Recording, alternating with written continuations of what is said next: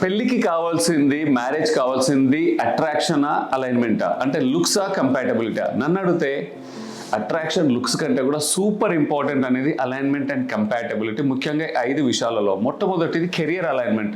ఈ మధ్యకాలంలో అంటే ఇద్దరు వర్క్ చేస్తా కానీ ఫినాన్షియల్ ఫ్రీడమ్ కావచ్చు, లైఫ్ స్టైల్ స్పెండింగ్కి సరిపోవట్లేదు.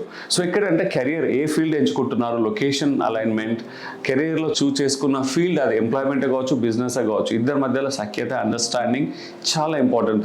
అంటే ఇద్దరు వర్క్ చేసినప్పుడు రోల్స్ అండ్ రెస్పాన్సిబిలిటీలో కూడా ఛాలెంజెస్ వస్తాయి. వీటిపైన అలైన్మెంట్ అనేది చాలా ఇంపార్టెంట్.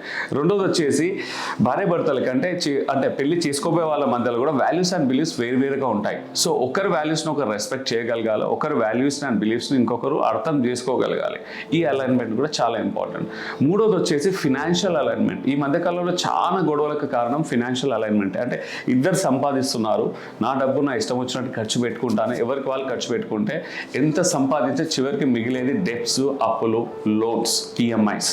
ఇక్కడ ఏంటంటే healthy spending, healthy investment, common goal అనేది చాలా ఇంపార్టెంట్. So financial alignment. నాలుగోది వచ్చేసి పేరెంటింగ్ పైన అలైన్మెంట్ ఉండాలి. అంటే పిల్లలను కనాలా వద్దా, ఒకరా ఇద్దరా, వాళ్ళది పేరెంటింగ్ ఎలా ఉండాలో, వాళ్ళ అప్బ్రింగింగ్ ఎలా ఉండాలో, వాళ్ళది అంటే స్కూలింగ్, ఎడ్యుకేషన్ అన్నిటిపైన కూడా అలైన్మెంట్ అనేది చాలా ఇంపార్టెంట్. అండ్ అన్నిటికంటే సూపర్ ఇంపార్టెంట్ ఇంకో అలైన్మెంట్ ఏంటంటే ఇమోషనల్ అలైన్మెంట్. ఇద్దరి మధ్యలో ఇమోషనల్ కనెక్ట్ బిల్డ్ అవ్వాలన్నా, ఒకరి ఇమోషన్స్ ఒకరు అర్థం చేసుకోవడానికి అలైన్మెంట్ చాలా important.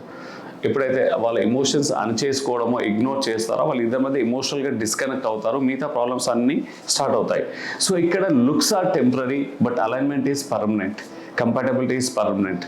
Looks are short term but alignment is life time.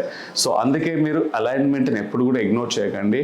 ఎంత అవేర్నెస్ పెంచుకుంటే వాటిపైన మీ మధ్యలో గొడవలు అంత తక్కువ ఉంటాయి, అండర్స్టాండింగ్ బాండ్ అంత స్ట్రాంగ్గా ఉంటుంది.